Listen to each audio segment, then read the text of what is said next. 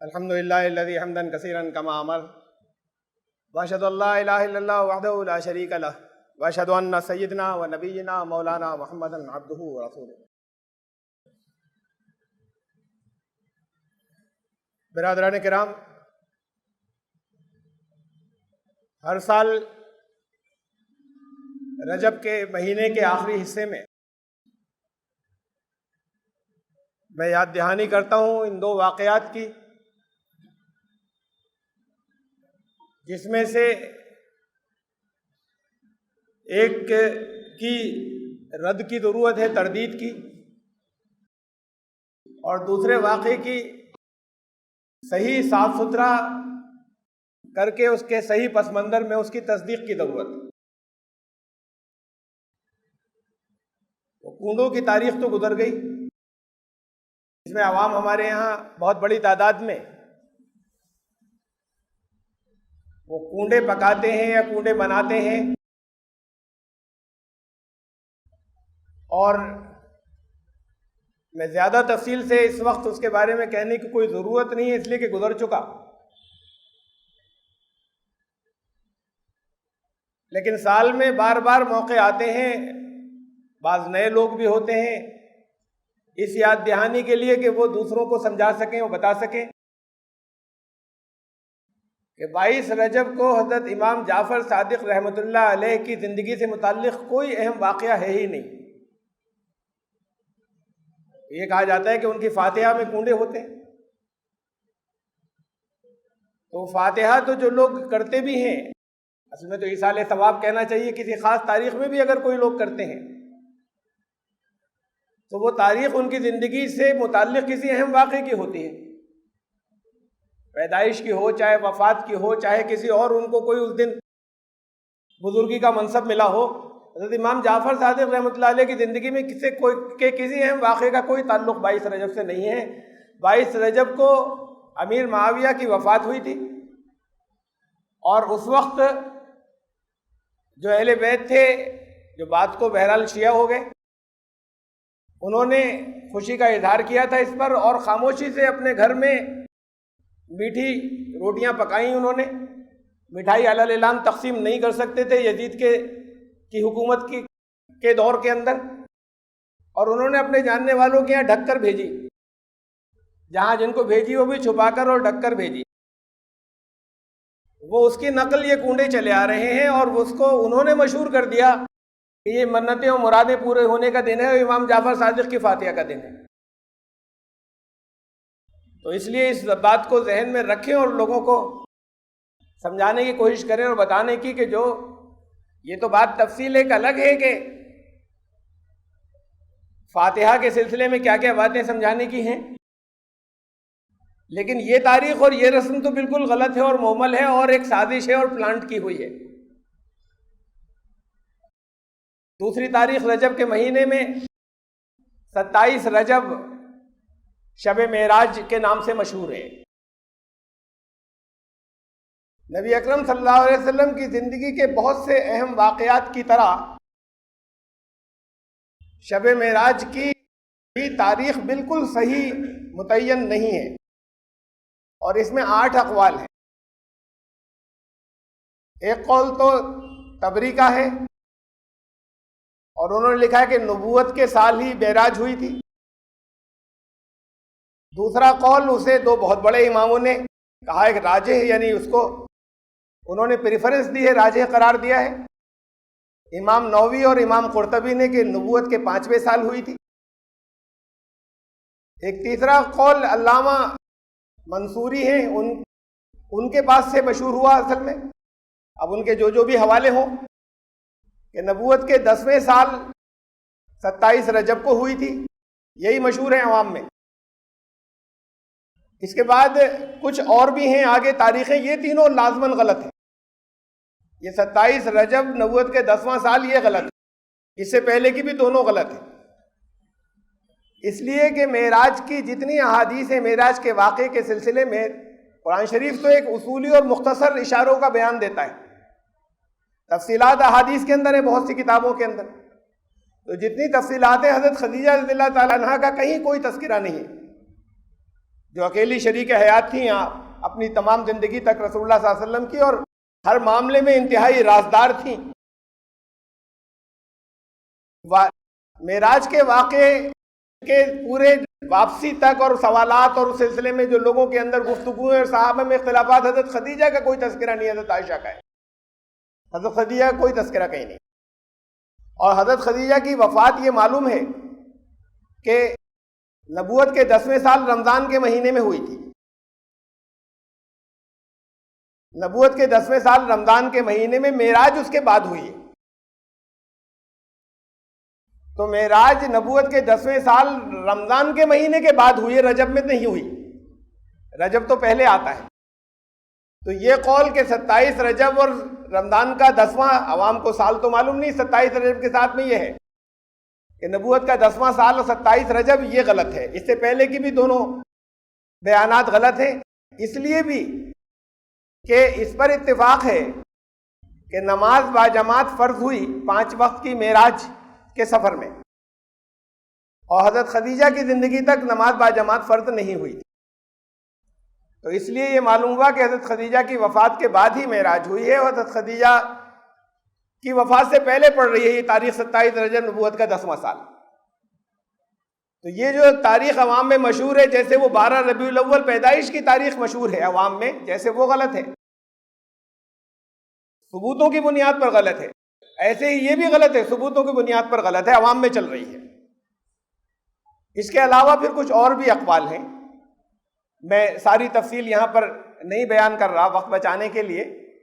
علماء نے سب سے زیادہ جس کو ترجیح دی ہے، میں یہ بھی نہیں کہہ سکتا کہ آخری طور پر وہی صحیح ہے، علماء نے سب سے زیادہ جس کو ترجیح دی ہے وہ نبوت کا 13واں سال، ہجرت سے پہلے نبوت کا 13واں سال اور مہینہ ربیع الاول کا. اس کو سب سے زیادہ بڑی تعداد میں علماء نے اس قول کو ترجیح دی ہے جو معراج ہو. تو یہ جتنے مختلف طرح کے واقعات جو بہت بڑے پیمانے پہ منائے جاتے ہیں، یا جن کی یادیں منائی جاتی ہیں، یا جن میں شب گزاریاں ہوتی ہیں، جن میں لاؤڈ اسپیکر کے اوپر کہیں قوالیاں ہوتی ہیں اور کہیں سیرت کے جلسے ایسے ہوتے ہیں کہ سارے محلوں میں آوازیں جائیں، وہ سارے سب کی تاریخیں جو ہیں وہ نہیں ہے جو اصل میں تھی، وہ سب غلط تاریخوں میں ہوتا ہے. اور شاید اللہ نے یہ تاریخیں غلط مشہور اسی لیے ہونے دی کہ جو کچھ اس کے سلسلے میں جو چیزیں غلط ہو رہی ہیں وہ غلط تاریخوں میں ہو جائیں، صحیح تاریخوں میں نہ ہو. کم سے کم وہ تاریخیں پاک صاف ستھری رہیں اور وہ ان تاریخوں میں ہو جائیں جو اصل تاریخیں ہی نہیں ہیں، اگر لوگوں کو کچھ غلطیاں کرنی ہیں، کچھ اس کے نام پر زیادتیاں کرنی ہیں. بہرحال واقع معراج کے سلسلے میں جیسے میں نے کہا کہ اس کی تفصیلات تو احادیث کی کتابوں میں ملتی ہیں. ان تفصیلات میں بھی بڑا اختلاف ہے. یعنی صرف اگر ہم بخاری اور مسلم کے اندر جو بہت سی، ایک دو نہیں بہت سی معراج کی روایات ہیں، صرف اگر ان 2 کتابوں کی اگر ہم لے لیں تو ان میں بھی بہت اختلاف ہے آپس میں. بعض روایات میں، ایک روایت میں یہ ہے کہ رسول اللہ صلی اللہ علیہ وسلم کعبے میں سوئے ہوئے تھے، اس وقت معراج ہوئی. بعض میں یہ ہے کہ اسی روایت کے اندر کہ ایک قول یہ بھی ہے، اسی میں یہ بھی کہ ایک قول یہ بھی ہے کہ نہیں حتیم میں تھے. چلیے یہ دونوں تو برابر ہیں. ایک قول یہ ہے کہ اپنے گھر میں سوئے ہوئے تھے اور پھر چھت شق ہوئی اور حضرت جبریل آئے اور اس کے بعد پھر معراج ہوئی. اپنے گھر میں رات میں سوئے ہوئے تھے، آرام فرما رہے تھے. ایک قول یہ ہے کہ حضرت ام ہانی کے گھر میں تھے، حضرت علی کی بہن تھی، چچزاد بہن رسول اللہ صلی اللہ علیہ وسلم کی. تو ایک قول یہ ہے کہ حضرت ام ہانی کے گھر سوئے ہوئے تھے اور اس وقت چھت جو ہے وہ شق ہوئی، حضرت جبریل آئے اور پھر اس کے بعد معراج ہوئی. تو ابتدا سے ہی اس حصے کے اندر ہی بڑا اختلاف ہے، اور یہ اختلاف جو ہے وہ ان کتابوں کے اندر ہے. ایک ہی یہ ہوتا کہ بھئی ان حدیث کی کتابیں، اس مجموعے میں کوئی حدیث آ گئی، کسی دوسرے مجموعے میں کوئی اور حدیث آ گئی، اور ان میں آپس میں دونوں نے اس کی صحت کی بنیاد پر جو روایات لی ان میں آپس میں اختلاف ہو رہا ہے. ایک ہی مجموعے کے اندر جو ہمارے مشہور ترین ہیں ان میں یہ، اس کے علاوہ پھر اور کچھ تفصیلات ہیں. بعض وہ تفصیلات ہیں کہ جو اس معراج کے حصے کے، اس سفر کے جسے ہم پورے کو معراج کہتے ہیں، اصلاً 2 حصے ہیں. ایک سفر کا پہلا جو فیز ہے وہ تو بیت المقدس سے تشریف لے گئے نبی اکرم صلی اللہ علیہ وسلم، وہاں تک لے جایا گیا، اور دوسرا اس کا حصہ اور دوسرا فیز ہے کہ پھر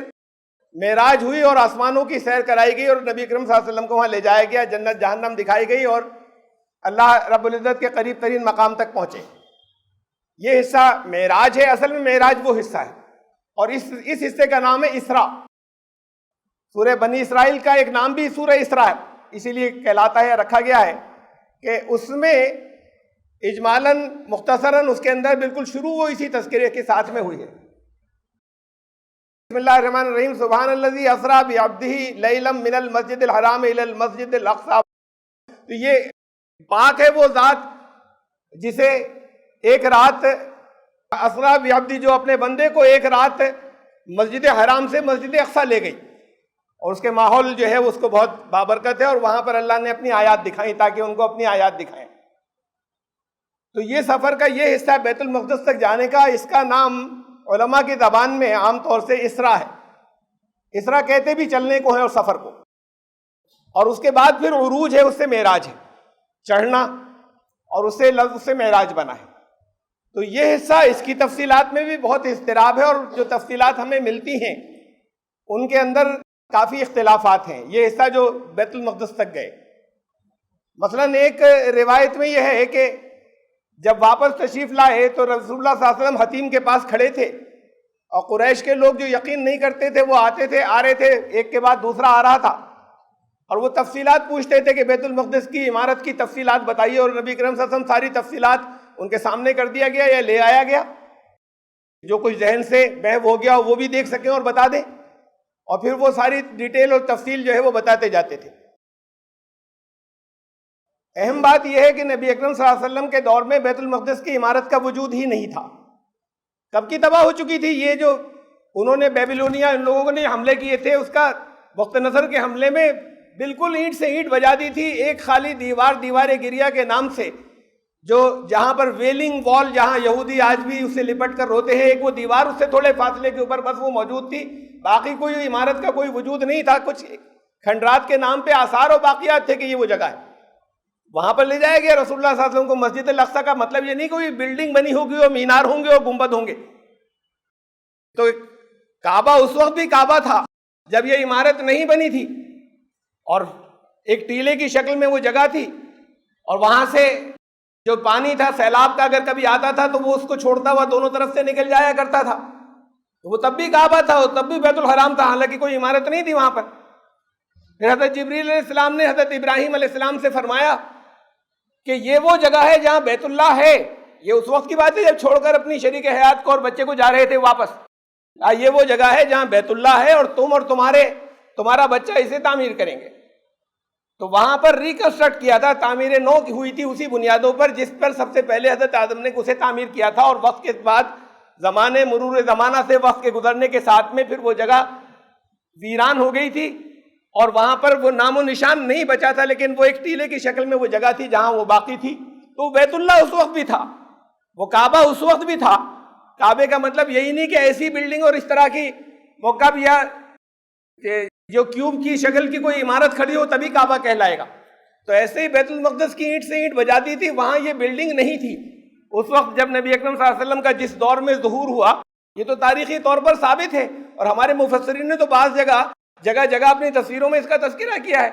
کہ جب دو بڑی تباہیاں آئیں بنی اسرائیل کے اوپر اللہ کے عذاب کی شکل میں، تو بیت المقدس کی اینٹ سے اینٹ بجا دی گئی، اور اس کے بعد تو مسلمان حکمرانوں نے اسے تعمیر کیا ہے۔ تو یہ جو واقعات ہیں یہ درمیان میں یہ اس طرح کے، تو پھر وہ اس تاریخی طور پر غلط ثابت ہوتے ہیں۔ تو بعض تو یہ حصے اور بعض حصے اس کے قابل اعتراض ہیں۔ میں ایک بات پھر دوبارہ میں عرض کر دوں آپ لوگوں کے لیے کہ اگر ذہن کے اندر کہیں بے چینی ہو، معراج ہوئی، اسراء کا واقعہ حق ہے، تفصیلات جو ہیں یہ تفصیلات جتنی ہمارے پاس آتی ہیں ان تفصیلات میں اختلاف ہے، تو اس میں سے کچھ نہیں کہہ سکتے کتنی قابل یقین ہے اور کتنی نہیں ہے۔ مثلا مثال کے طور پر جب معراج ہوئی تو نبی اکرم صلی اللہ علیہ وسلم پر 50 نمازیں فرض کی گئیں پہلے۔ اب یہ حدیث کی کتابوں کے اندر ہی موجود ہے، 50 نمازیں فرض ہوئیں۔ جب وہاں سے واپس ہوئے تو انبیاء اکرام جن سے ملتے ہوئے گئے تھے مختلف آسمانوں پر، ان سے پھر ملاقات ہوئی، حضرت موسیٰ سے واپسی میں ملاقات ہوئی، تو حضرت موسیٰ کو بتایا کہ 50 نمازیں اللہ نے فرض کی ہیں، تو انہوں نے کہا یہ کیا غضب ہو گیا، یہ تو میں نے بنی اسرائیل کو بہت بھگتا ہے، بالکل ناممکن ہے 50 نمازیں نہیں پڑھ سکتے، آپ اللہ رب العزت سے درخواست کیجئے کہ اس میں تخفیف کریں، یہ 50 نمازیں پڑھنا ناممکن ہے کسی بھی امت کے لیے۔ رسول اللہ صلی اللہ علیہ وسلم واپس تشریف لے گئے، اللہ تعالیٰ سے درخواست کی، 10 نمازیں کم کر دی گئیں، 40 رہ گئیں۔ اب جب واپس آئے تو حضرت موسیٰ نے پوچھا کیا ہوا، بتایا 40 رہ گئیں، تو انہوں نے کہا بالکل ناممکن ہے، اور درخواست کیجئے، کوئی 40 نمازیں نہیں پڑھ سکتا۔ تو پھر تشریف لے گئے، پھر درخواست کی، 10 نمازیں اور کم کر دی گئیں، 30 رہ گئیں۔ حضرت موسیٰ نے پھر کہا کہ واپس جائیے، پھر واپس گئے، 20 رہ گئیں، پھر واپس گئے، واپس کیے گئے، 10 رہ گئیں،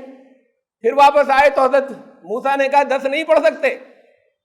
میں خوب جانتا ہوں، میری بڑی لمبی عمر ان کے اندر گزری ہے، اپنی امت کے اندر یہ 10 نمازیں کوئی نہیں پڑھ سکتا، آپ اپنے رب سے اس میں کمی کی درخواست کیجئے۔ پھر تشریف لے گئے، درخواست کی، وہ 10 کی 5 کر دی گئیں۔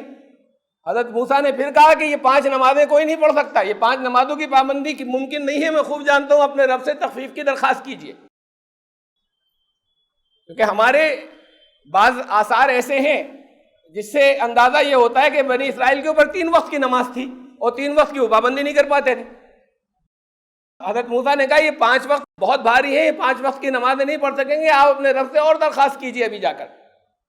تو نبی صلی اللہ علیہ وسلم نے فرمایا کہ اب مجھے شرم آتی ہے اپنے رب کے پاس واپس جاتے ہوئے، اور بس اب یہ 5 ٹھیک ہے، میں 5 ہی لے کر جا رہا ہوں۔ اس واقعے پہ اگر آپ غور کریں تو اس میں آپ کو کسی سند کو دیکھنے کی ضرورت نہیں ہے، اس کے اندر، اس واقعے کے اندر اللہ کی شان میں بھی تخفیف ہے اور نبی کی شان میں بھی۔ اللہ کے علم میں کیا نہیں تھا کہ 50 نمازیں نہیں پڑھ سکیں گے؟ اللہ نے جب حکم دیا تھا تو کہ 50 نمازیں، یہ بار بار حضرت موسیٰ کے مشورے کے اوپر رسول اللہ صلی اللہ علیہ وسلم واپس جا کے اسے کم کراتے رہیں گے، اور پھر وہاں سے اوپر سے تو ایسے دنیا کا کوئی جیسے حکمراں ہوتا ہے کہ اسے رعایا کی تو خبر نہیں ہے۔ اب درمیان کا آدمی جا کے کہتا ہے بڑا ظلم ہو گیا، رعایا کی بس کی بات نہیں، کچھ کمی کیجئے، تو انہوں نے کر دی اور کر دی اور کر دی، اب کرتے چلے جا رہے ہیں۔ تو یہ اندازہ لوگوں کا، لوگوں کی صلاحیت کا، لوگوں کی استطاعت کا، لوگوں کی کیپیبلٹی کا اللہ کو نہیں ہے۔ جیسے پہلی دفعہ درخواست ہوئی، پہلی دفعہ کر دیتے کہ ہم جانتے ہیں کہ 5 نمازیں پڑھ سکیں گے لوگ۔ لا یکلف اللہ نفسا الا وسعها، قرآن میں فرما دیا ہے کسی کی وسعت سے زیادہ، کسی کی کیپیبلٹی یا صلاحیت یا یوگیتا سے زیادہ اللہ کی طرف سے بوجھ ڈالا ہی نہیں جاتا۔ تو پھر 50 نمازیں زیادہ بوجھ تھا، اللہ نے کیسے ڈال دیا؟ پھر حضرت موسیٰ نے سمجھایا اور سمجھایا، اس بنیاد پر باری باری کر کے کم ہوتی چلی گئیں۔ یہ تو ایسے کسی حکمراں کا بیان ہے کہ جسے رعایا کے بارے میں کوئی خبر نہ ہو، اور پھر وہ ہلکے ہلکے کر کے کم ہوتی چلی گئیں، اور رسول اللہ صلی اللہ علیہ وسلم جا رہے کرا رہے ہیں، اور پھر انہوں نے کہا کہ اب مجھے شرم آتی ہے اور کم نہیں کراؤں گا میں۔ یہ سارا واقعہ جو ہے یہ ویسے ہی اس کے اعتبار سے، ہماری ایمانیات کے اعتبار سے اگر غور کریں تو قابل یقین نہیں ہے۔ بعض چیزیں اور بھی ہیں اس کے اندر، جس کے اندر جیسے میں نے کہا کچھ آپس میں اختلافات ہیں، اور بعض واقعے کی تفصیل اپنے آپ میں یہ ثابت کرتی ہے کہ یہ حصہ شاید نہیں پیش آیا، یہ درمیان میں پھر کہیں اضافے، کہیں کچھ چیزیں بڑھ گئی ہیں۔ ان تمام چیزوں کے باوجود جو چیز حق ہے، اس کی وجہ سے کچھ لوگ ایسے ہیں، تعداد کم ہے ان کی، کم پرسنٹیج کے حساب سے، لیکن ویسے بہت ہیں، بہت بڑی تعداد ہے دنیا میں، پرسنٹیج کے حساب سے کم ہے ان لوگوں کی تعداد جو اس سرے سے اس واقعے کا انکار کرتے ہیں، واقعہ معراج کا وہ انکار کرتے ہیں۔ زیادہ سے زیادہ وہ کہتے ہیں کہ وہ روحانی ہوئی، خیالات کے اندر، تصورات کے اندر روحانی معراج ہوئی، وہ خود بنفس نفیس ان کی ذات گرامی کو نہیں لے جایا گیا۔ اس واقعے کا سرے سے انکار کرتے ہیں بہت سے لوگ، بڑی اچھی خاصی تعداد جو ہے، وہ بھی زیادتی کرتے ہیں جو سرے سے انکار کرتے ہیں۔ اور جتنی تفصیلات ہم تک آئی ہیں ان میں سے ہم ایک ایک کو صحیح مان لیں تو پھر کس کو صحیح مانیں؟ بعد میں یہ ہے، بعد میں دوسری ہے، بعد میں تیسری ہے۔ تو کچھ حصے جو ہیں وہ ماننے، جو لوگ مانتے ہیں ان کے پاس ایسے ہیں کہ جس میں سے صاف ستھرا چھان کر ہمیں لے لینا چاہیے، باقی تفصیلات سے ہمیں زیادہ مطلب نہیں، ہمیں اس سے بہت زیادہ غرض ہے بھی نہیں کہ کس جگہ پر تشریف رکھتے تھے جہاں سے لے جائے گئے، اس گھر میں تھے یا کعبے میں تھے یا اس گھر کے اندر تھے، اس سے بہت زیادہ ہمیں نہیں غرض ہے۔ اصل بات یہ کہ لے جایا گیا۔ اس کے جو اہم واقعے کے جو اہم حصے ہیں ان میں بعض حصوں پر اگر عقلی اعتراض آتے ہیں تو اس کے بالکل واضح جوابات ہیں، ان لوگوں نے اسے سمجھا نہیں جو اعتراض کرتے ہیں، اور جو اس بنیاد پر اچھے بڑے عالم ہیں بہت سے جو انکار کرتے ہیں، وہ دلیلیں یہ دیتے ہیں واقع شق صدر کا، کہ رسول اللہ صلی اللہ علیہ وسلم کا سینہ چاک کیا گیا، اور سینہ چاک کرنے کے بعد اسے قلب کو دھویا گیا، اس میں سے ناپاکی نکال کے پھینک دی گئی، اسے بند کیا گیا، اور اس کے بعد پھر اس کو لے جایا گیا۔ تو وہ کہتے ہیں یہ توہین نبوت ہے، جو نبی چلے آ رہے ہیں ان کے تزکیے کی ضرورت ہے۔ اب 13 سال کے بعد جس دن اللہ نے نبی بنایا تھا اسی دن سے معصوم ہے، وہ پاک اور صاف ہے، اب کچھ زیادہ پاک ہونے کی ضرورت ہے کہ لے کر جا رہے ہیں۔ تو اس کا مطلب پاکی میں ان کی طہارت و پاکی میں کمی تھی، جس کے لیے اب یہ پیش آیا یہ واقعہ۔ اس بنیاد پر وہ انکار کرتے ہیں، اس دلیلوں کی بنیاد پر بعد مصری علماء اور بھی بہت سے ہیں۔ اصل میں یہ سمجھنا ہی غلط تھا کہ وہ تزکیے کی وجہ سے تھی، ان کو پاک کرنے کے لیے پاک تو تھے، جیسے کہ وہ دلیل دیتے ہیں، یقیناً دلیل وہ صحیح پاک تو تھے، لیکن اس غرض سے نہیں ہوا تھا یہ واقعہ۔ یہ اس لیے ہوا تھا کہ اس سفر کے قابل ہو جائیں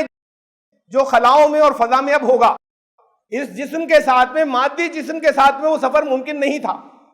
یہ جسم ختم ہو جاتا، یہ جسم جل جاتا۔ تو جو جن رفتاروں سے اوپر جانا ہے فضا کے اندر، اسپیس میں جو فاصلے ناپے جاتے ہیں اس کا پیمانہ اور اسکیل ہے نوری سال، لائٹ ایئر۔ لائٹ یا روشنی ایک سال میں کتنی دور جاتی ہے اسے کہتے ہیں 1 لائٹ ایئر، ایک نوری سال۔ روشنی کی رفتار ہے 3 لاکھ کلومیٹر ایک سیکنڈ میں، ایک سیکنڈ میں 3 لاکھ، ایک سال کا حساب لگائیے کتنی ہے، تو اسے آپ گنتی کو پڑھ نہیں پائیں گے جب لکھیں گے۔ تو یہ اتنے کلومیٹر روشنی جاتی ہے ایک سال کے اندر، اسے کہتے ہیں 1 لائٹ ایئر یا ایک نوری سال۔ اس میں تو فاصلے ناپے جاتے ہیں فضا کے، اور یہاں پر ہمارے پہلے آسمان کی حدود میں لاکھوں کروڑوں نوری سال یا لائٹ ایئر کے فاصلے کی کہکشائیں ہمیں معلوم ہیں، اور ان تمام نظام اور سسٹم سے آگے آپ تشریف لے گئے تھے، تو وہ روشنی کی رفتار سے نہیں گئے تھے،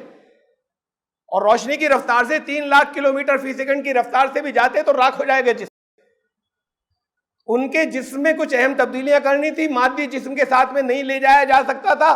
تو اس لیے قلب کے اندر کچھ ایسنشیل چینجز کیے گئے، آپریشن کرنے کے بعد کچھ ضروری تبدیلیاں کی گئیں کہ یہ فضاؤں میں سفر کے قابل ہو جائے اور مادیت ختم ہو جائے۔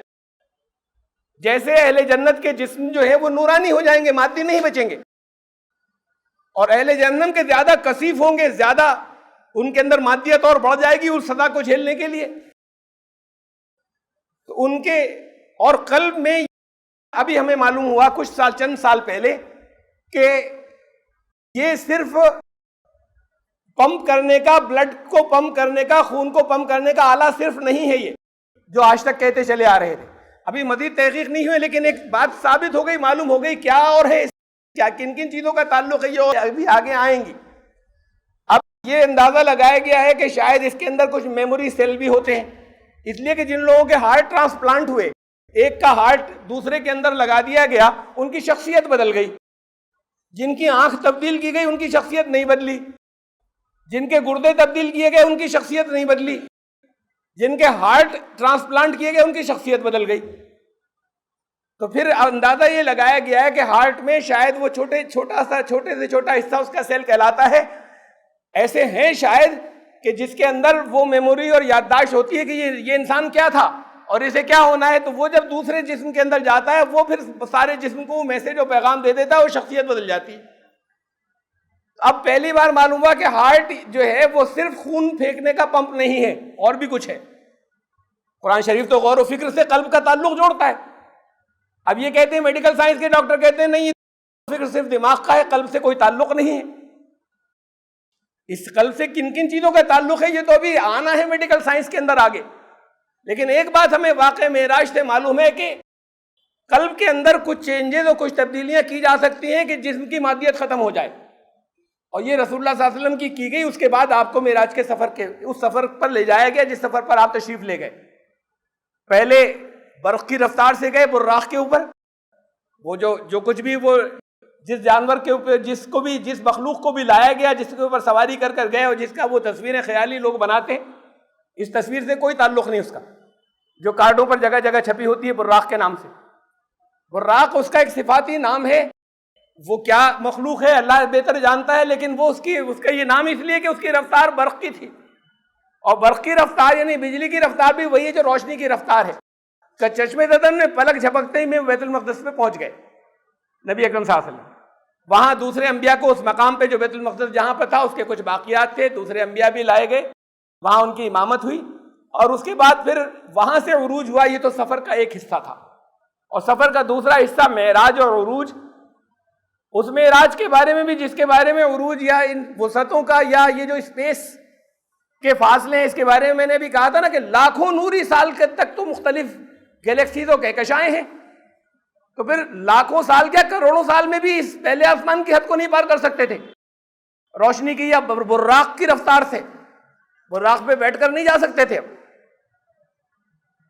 فرشتے بھی نہیں لے جا سکتے تھے، فرشتے نور سے بنے، ان کی رفتار بھی 3 لاکھ کلومیٹر ہے فی سیکنڈ۔ تو پھر اب یہ کیسے پہنچے اور کیسے یہ فاصلے سارے کور ہوئے، یہ پھر ہمیں ابھی موجودہ دور کی سائنس نے بتایا۔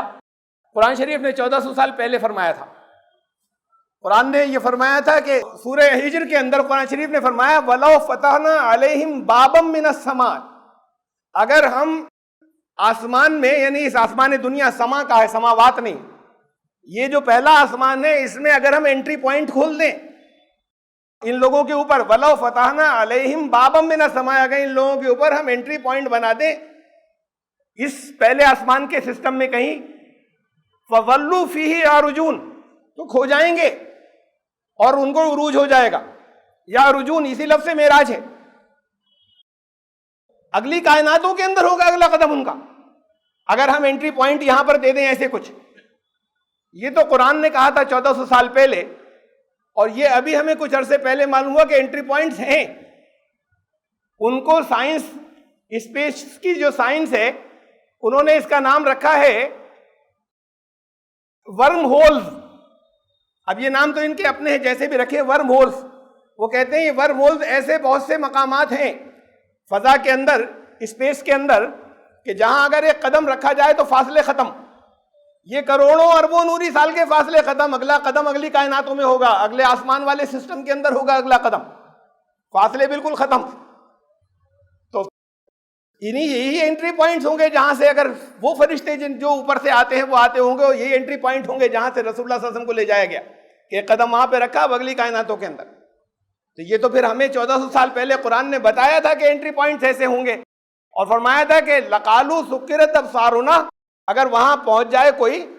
اور اس کا یہ ہو کہ بالکل اس کے اندر تو کھونے کے بعد عروج ہو گیا اس کا، لقالو سکرت ابصارنا، تو حالت یہ ہوگی کہیں گے کہ یہ ہماری آنکھیں ایسی ہیں جیسے کسی نشے والے کی آنکھیں ہوتی ہیں، یہ حقیقت نہیں ہے جو کچھ ہو رہا ہے، مسحورون، یا ہمارے اوپر سحر ہوا ہوا ہے، جادو ہوا ہوا ہے، لیکن یہ حقیقت نہیں ہے جو ہم پر گزر رہی ہے اس وقت۔ وہ یہ کہیں گے اگر ان انٹری پوائنٹس کے اوپر پہنچ جائیں، قرآن نے کہا ایسے انٹری پوائنٹس ہیں۔ تو پھر معراج کا واقعہ بھی ہماری سمجھ میں آتا ہے، جسے عروج جو ہے وہ یہاں سے ان انٹری پوائنٹ سے ہوا اور نبی اکرم صلی اللہ علیہ وسلم کو لے جایا گیا۔ جو اہم باتیں وہاں کی، وہ جو احادیث کے اندر ایسی ہے کہ جن کو ہم سمجھ سکتے ہیں، لفظاً نہیں سمجھے، مثالی طور پر سمجھ سکتے ہیں، تمثیلی طور پر، اور وہ جو قرآن شریف نے بتائیں وہ ہے خالی سمجھنے کی اور غور کرنے کی، باقی تفصیلات سے ہمیں زیادہ مطلب نہیں کہ اگر کہیں کچھ اختلاف ہے تو ہوگا، لیکن اصل میں یہ واقعہ پیش آیا اور یہ چیزیں اس کے اندر زیادہ اہم ہیں۔ ان میں سے حدیث میں تذکرہ آتا ہے،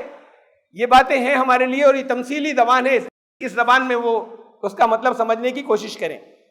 وہ ہمارے لیے اہم ہے۔ وہاں رسول اللہ صلی اللہ علیہ وسلم نے دیکھا کہ بعض کچھ ایسے لوگ ہیں جن کے ہونٹ بڑے موٹے موٹے ہیں، اونٹ کی طرح لٹک رہے ہیں ان کے ہونٹ، اور ان میں انگارے ڈالے جا رہے ہیں، ان کے منہ کے اندر سے گھسائے جا رہے ہیں، اور انگارے ان کے پیچھے کے مقام سے باہر نکل رہے ہیں۔ تو پوچھا کہ یہ کون لوگ ہیں؟ تو جواب ملا کہ یہ وہ لوگ ہیں کہ جو وہ لوگوں کو غلط فساد پھیلاتے تھے، اپنی زبانوں کے ذریعے فساد پھیلایا کرتے تھے۔ پھر کچھ ایسے لوگوں کے اوپر سے گزر ہوا کہ جہاں تازہ اچھا گوشت رکھا ہوا تھا، بہت اچھی وہاں غذا بہت اچھی رکھی تھی، اس کے بجائے وہ کچھ غلاظت رکھی ہوئی تھی اور چھچڑے پڑے ہوئے تھے اور سڑا ہوا گوشت تھا، اسے کھا رہے تھے۔ تو نبی صلی اللہ علیہ وسلم کو بتایا گیا کہ یہ وہ لوگ ہیں کہ جو زنا کرتے تھے اور جائز راستوں کو چھوڑ کر ناجائز راستے اختیار کیا کرتے تھے۔ پھر کچھ ان لوگوں کے اوپر سے گزر ہوا جو جہنم کے اندر جن سے ہلا بھی نہیں جاتا تھا، ان کے پیٹ بہت بڑے تھے، تو بتایا گیا کہ یہ وہ لوگ ہیں کہ جو زکوٰۃ ادا نہیں کیا کرتے تھے۔ اس طرح کے بہت سے آپ نے ان کو دیکھا، مختلف لوگوں کو۔ اس میں سوال یہ ہوتا ہے، ہو سکتا ہے پیدا کے بھی حساب کا دن تو آیا نہیں، لوگ یہاں پر ابھی کسی کی موت نہیں ہوئی، جن کی موت ہو چکی وہ ابھی انتظار میں ہے، حساب کے دن کے بعد بھیجا جائے گا، جنہیں جہنم میں بھیجا جائے گا۔ یہ پہلے سے کون لوگ تھے جنہیں دیکھا؟ یہ تمثیلی زبان ہے جہاں پر مثالی طور پر دکھایا گیا۔ اس کی بہت سی مثالیں ہیں قرآن شریف کے اندر بھی، وقت نہیں ہے جہاں پر میں آپ کو وہ مثالیں دے کر سمجھاتا کہ قبل از وقت یہ تمثیلی ان کو جھلک دکھائی گئی، بتایا گیا کہ اس طرح کی سزائیں ان لوگوں کو دی جائیں گی۔ یہ نقشہ ہے جسے سامنے رکھنے کے تمثیلی طور پر دکھایا گیا۔ جیسے خواب آپ دیکھتے ہیں، سمجھ میں تھوڑا سا آ جائے گا آپ۔ خواب جب آپ دیکھتے ہیں تو خواب میں جو کچھ دیکھتے ہیں اس کی جان آنے کے بعد پھر کسی سے تعبیر پوچھنے جاتے ہیں، ہماری سمجھ میں نہیں آئے، فلاں مولوی صاحب یا فلاں عالم ہے یا علم والے یہ بتائیں گے، تعبیر ان سے پوچھ لیجئے۔ وہ کچھ تعبیر بتاتے ہیں۔ نبیوں کے پاس، رسولوں کے پاس لوگ آتے تھے کہ ہمارے فلاں خواب کی تعبیر بتا دیجیے، وہ بتاتے تھے۔ بظاہر جو چیز انہوں نے دیکھی اس سے کیا مطلب نکلتا ہے وہ کچھ اور ہوتا تھا۔ تعبیر کا مطلب یہ تھا، وہ بتایا جاتا تھا کہ تعبیر اس کی یہ ہے۔ تو پھر انہوں نے جو کچھ دیکھا وہ تمثیلی تھا، وہ مثالی تھا، حق وہ تھا بالکل سچ، لیکن اس کا اصل مفہوم کچھ اور تھا۔ جب اس جسم سے جب کانشیسنیس، ہمارا شعور جب نکل جاتا ہے جیسے سوتے میں، تو پھر وہ مثالی دنیا میں پہنچتا ہے اور ان چیزوں کا ٹرانسلیشن کرنا پڑتا ہے جسے تعبیر کہتے ہیں ہمارے آج کی مادی زبان کے اندر، کہ یہ واقعات پیش آئے، اس کا مطلب کیا ہے۔ ایسے ہی وہاں پر اس دنیا میں جہاں مادی جسم کے ساتھ نبی اکرم صلی اللہ علیہ وسلم نہیں گئے تھے، تو وہاں جو کچھ دیکھا، وہاں جو کچھ آپ کو تجربات ہوئے، وہ سارے وہ ہیں کہ جس کو یہاں کی زبان میں ہم کو ترجمہ کر کے، یا یہاں کی زبان میں جسے ہم کہیں اس کی تعبیر پیش کر کے بتانا ہوگا کہ یہ اس واقعے کا مطلب یہ ہے۔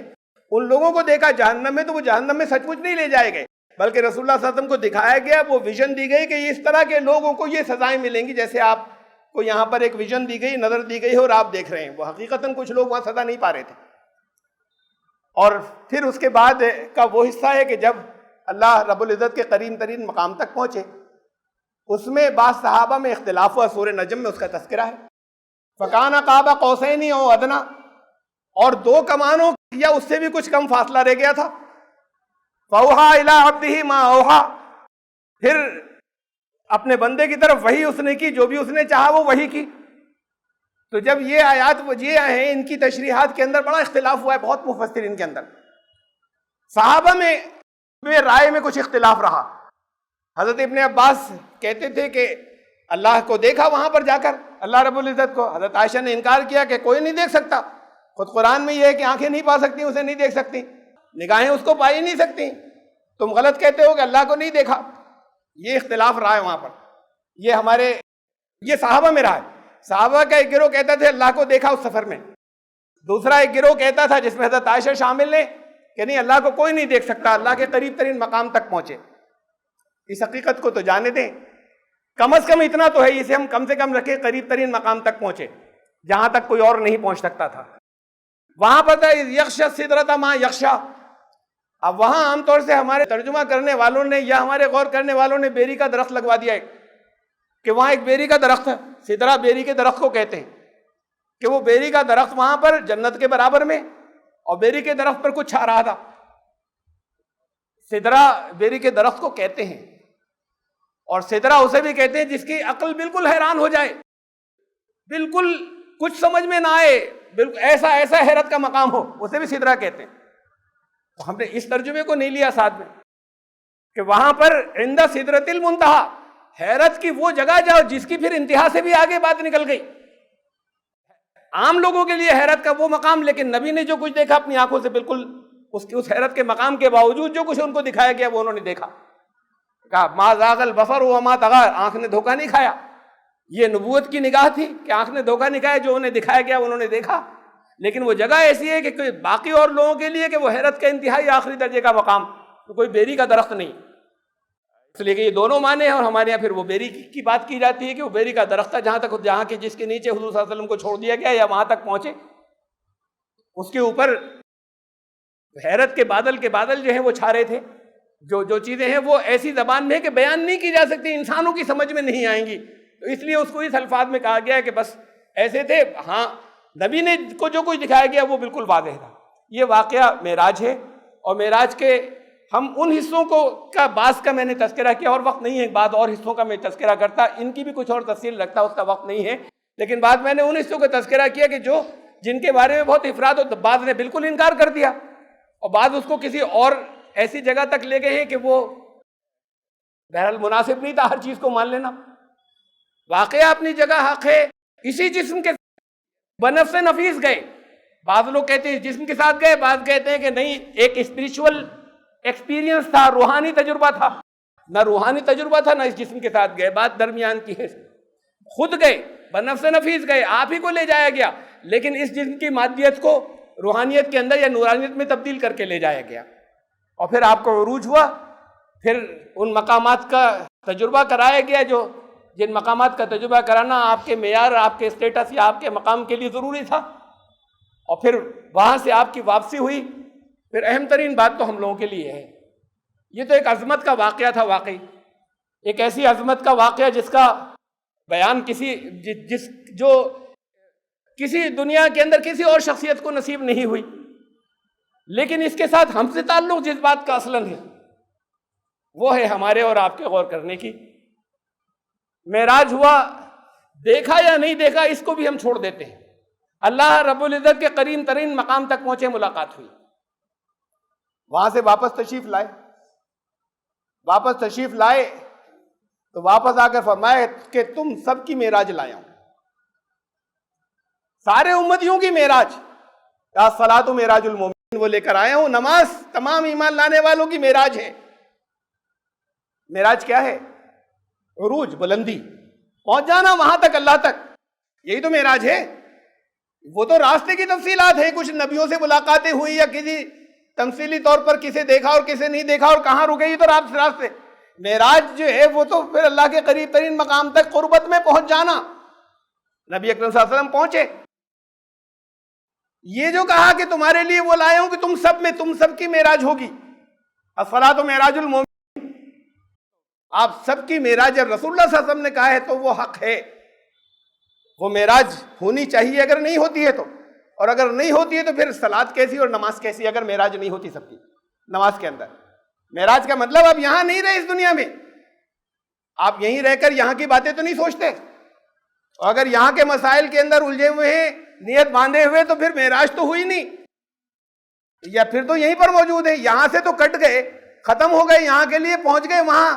اللہ کی قربت میں، اللہ کے برابر میں وہاں پہنچ چکے، تب ہے معراج، قریب ترین مقام اللہ سے ملاقات کا۔ تو جب تک اللہ سے ملاقات والا حصہ آپ کا نہ ہونے لگے، اس دنیا سے یہاں پر نماز کے دوران، صلاۃ کے دوران غائب نہ ہو سکیں اور وہاں نہ پہنچ سکیں تو معراج نہیں ہوئی۔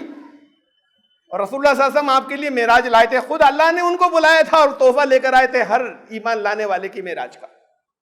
یہ ہے ہمارے لیے سب سے زیادہ اس پورے واقعے کے اندر، بجائے اس کے کہ ہم شب بیداری کریں، ضرور کریں جو کر سکتے ہیں، لیکن رات یہ نہیں ہے، ضرور کیجئے، ہر رات میں کیجئے، اس میں بھی کر لیجئے، لیکن وہ 27 رجب تو تاریخ غلط ہے، میں نے آپ کو تاریخی طور پر بتایا غلط ہے، اصل میں تو اس کے بعد ہوئی معراج، اس کے مدینے کی ہجرت سے کچھ چند روز پہلے، یہ پہلے کی جو 3 تاریخیں ہیں یہ تینوں غلط ہیں، حضرت خدیجہ کے انتقال کے بعد معراج ہوئی ہے، یہ 27 رجب 10واں سال تو حضرت خدیجہ کی وفات کے پہلے کا ہے، تو تاریخ سے کوئی فرق نہیں پڑتا، جب بھی آپ رات کو اٹھ سکیں مبارکباد ضرور اٹھیے، لیکن چاہے رات کو اٹھیں چاہے دن میں، اگر نماز میں آپ یہاں سے نہیں کٹ رہے اور اللہ تک نہیں پہنچ رہے ہو، ملاقات نہیں ہو رہی تو معراج نہیں ہو رہی، معراج نہیں ہو رہی تو پھر نماز کہاں ہے، پھر وہ صلاۃ کیسی؟ یہ اہم ترین حصہ ہے اس کا ہمارے لیے اس معراج کے ساتھ۔ توفل ہے، بہت بڑی بات ہے، بہت بڑی نعمت ہے کہ آپ کو معراج ہوئی۔ ہم کہتے ہیں کہ دنیا میں، کائنات میں کسی کو یہ مقام نہیں ملا، اس مقام تک پہنچے جہاں حضرت جبریل رک گئے، آپ کے لیے وہی لائے کہ اس مقام تک پہنچ جائیے جہاں حضرت جبریل رک جائیں گے، آپ کے لیے بھی یہی لائے، اور آپ تو یہیں رکے رہتے ہیں اسی زمین کے اوپر، ذرا سا بھی تو نہیں اٹھتے یہاں سے۔ پھر نماز کی، اب آپ یہاں سے شروع کیجئے گا، ابھی جمعے کی نماز سے، نماز کی جب نیت کریں تو یہ تصور کہ جتنا کر سکیں اور منع نہیں ہے فقہ کے اندر، تمام علماء کے نزدیک اگر آنکھیں بند کرنا چاہیں تو کر لیجئے گا، آنکھیں نیند کی وجہ سے کوئی بند کرے تو مکروہ ہے، اگر توجہ مرکوز کرنے کے لیے اور خشوع و خضوع کے لیے اگر ہے تو جائز ہے، اور نہیں کرنا چاہیں نہیں کیجئے۔ لیکن تصور یہ ہو کہ اب میں اس وقت اللہ کے سامنے کھڑا ہوں جو تمام کائنات کو وجود میں لایا، بہت عظیم مالک ہے، اس وقت وہ ہے میرے پاس میں، یہی موجود ہے میرے ساتھ، یہ مت سوچیے کیسا ہے، لیکن یہی موجود ہے میرے ساتھ، اس وقت وہ ذات ہے جس کے سامنے میں حاضر ہوں، یہ تصور کیجئے جو قریب پہنچیں گے نا۔ یہاں دنیا میں کسی بڑے کے پاس جاتے ہیں تو پھر کیا گھر کی یاد آتی ہے، ادھر کی باتیں یاد آتی ہیں، اس وقت تو ساری ادھر حضرت کی طرف، یا کوئی آفیسر ہے اگر تو سر اور مائی باپ کی طرف اور اعلیٰ حضرت کی طرف اور فلاں جو کچھ بھی ہم لوگ نام رکھتے ہیں، یہاں پر ہزائنس کی طرف ساری نگاہیں ہوتی ہیں، سارے تصورات بھی وہی ہوتے ہیں۔ یہ کتنے چھوٹے حقیر لوگ ہیں اس ذات کے مقابلے میں جو تمام جہان کو، جس نے وجود بخش، جہانوں کو، تمام کائناتوں کو جو وجود بخشنے والی ہے، اس وقت میرے قریب ہے، میرے ساتھ میں، اور میں اس کے سامنے حاضر ہوں۔ سب سے کٹ کر یہ الفاظ ہیں صحیح نیت کے۔ اصل نیت یہ نہیں ہے کہ نیت کرتا ہوں 2 رکعت نماز جمعہ پیچھے اس امام کے جمعے کی واسطے اللہ تعالیٰ کے، یہ تو آپ کے دل میں ہے، نیت ہو گئی۔ اصل نیت جو ہے وہ یہ ہے کہ اس وقت میں نے اپنے آپ کو سب سے کاٹ لیا۔ جھوٹے الفاظ نہیں بولیے گا، نیت کا مطلب پھر تو نیت کہنے اور کرنے میں فرق ہو جائے گا۔ بولے تو یہ نیت ہے کہ یہ میں، چاہے الفاظ نہ بولیں آپ، زبان سے کہنا نیت کا ضروری نہیں ہوتا، لیکن یہ آ جائے کہ اس وقت میں اپنے آپ کو سب سے کاٹ کر اس عظیم ترین ذات کی طرف میں نے اپنے آپ کو یکسو ٹوٹلی کنسنٹریٹ کر لیا ہے جو تمام جہانوں کو وجود میں لائی ہے۔ وما انا من المشرکین، اور اب مجھ سے یہ شرک نہیں ہوگا اس نماز میں کہ دوسرے بھی آ جائیں اس کے ساتھ میں۔ کسی کی یاد بھی آ گئی تو نماز کا شرک ہو گیا، چاہے وہ کوئی بھی خیال جہاں جس چیز کا اور آ گیا، آ جائے گا۔ پہلی دفعہ مشق نہیں ہوگی، پھر عصر کی نماز میں کوشش کیجیے گا، اس کے بعد والی میں کیجیے گا۔ بہت آسان نہیں ہے، اگر آسان ہوتی تو بالغ ہونے کے بعد کہا جاتا کہ اب انہیں سکھاؤ۔ شریعت کا جو بچے نابالغ ہیں اور ان کا انتقال ہو جائے، یا بڑوں کا بھی، اس عمر کے والے حصے کا حساب نہیں لیا جائے گا کہ نمازیں پڑھی تھیں یا نہیں پڑھی تھیں۔ پھر کیوں کہا ہے 7 سال سے نماز پڑھاؤ؟ یہ تو نہیں کہا کہ روزے بھی رکھواؤ کم عمر سے، جب بالغ ہو جائے جب رکھے گا۔ شریعت کے کسی عمل کی جواب دہی نہیں ہے بالغ ہونے سے پہلے۔ نماز کیوں بہت شروع سے شروع کروائی ہے؟ اگر 10 سال کا ہو جائے پھر بھی نہیں، اگر کچھ کوتاہی کرے تو سختی بھی کرنا، یہ کیوں کہا تھا؟ اس لیے کہ یہ ایک دن میں آئے گی نہیں، یہ تو اگر صحیح طریقے سے سکھائی جائے گی تو بہت وقت لگے گا اسے، یہاں تک آتے آتے وہ بالکل صحیح پختہ صحیح طریقے سے سیکھا ہوا ہو۔ اب یہاں تو بتاتے نہیں ہے۔ نماز تو نیت کرتا ہوں کہ سبحانک اللہم اللہ اکبر، نماز یہاں سے شروع ہو جاتی ہے۔ نماز تو حضور کے تصور سے شروع ہوتی ہے کہ اس وقت میں حاضر ہوں اس کے سامنے سب سے کٹ کر، اور اس میں اب کوئی اور نہیں آئے گا، کوئی اور شریک نہیں ہوگا اب بیچ میں۔ اس شکل میں کوشش کیجیے گا نماز پڑھنے کی۔ تب ہے معراج، اور یہ معراج رجب کی بات نہیں، اس تاریخ سے مطلب ہی نہیں کہ وہ تاریخ 27 رجب ہے یا ربیع الاول کا مہینہ ہے 13واں سال۔ یہ لازم، یہ یقینی ہے کہ رسول اللہ صلی اللہ علیہ وسلم کو معراج ہوئی تھی، اور یہ بھی یقینی ہے کہ آپ سب کی بھی معراج ہوگی، اور روز ہوگی، اور ہر وقت ہوگی۔ اس مقام تک پہنچنے کی کوشش تو کیجیے۔ یہ زمین میں کیوں پڑے رہتے ہیں؟ اللہ تعالیٰ ہمیں جو نبی اکرم صلی اللہ علیہ وسلم کی جب ہم سیرت بیان کرتے ہیں، وہ واقعات جو آپ کی زندگی کے تھے، ان کی عظمت کے تذکرے تو ضرور کریں، ہماری محبت کا تقاضا ہے، لیکن اس میں سے وہ حصے لینے کی کوشش کریں جس کی ہمیں ضرورت ہے اور جس لیے آپ تشریف لائے تھے اور جو کچھ ہمیں بنانے کے لیے آئے تھے۔ اصل بات تو یہ ہے، وہ حصے لینے کی اور اخذ کرنے کی کوشش کریں اور اس سے فائدہ حاصل کرنے کی کوشش کریں۔ بارک اللہ لنا و لکم۔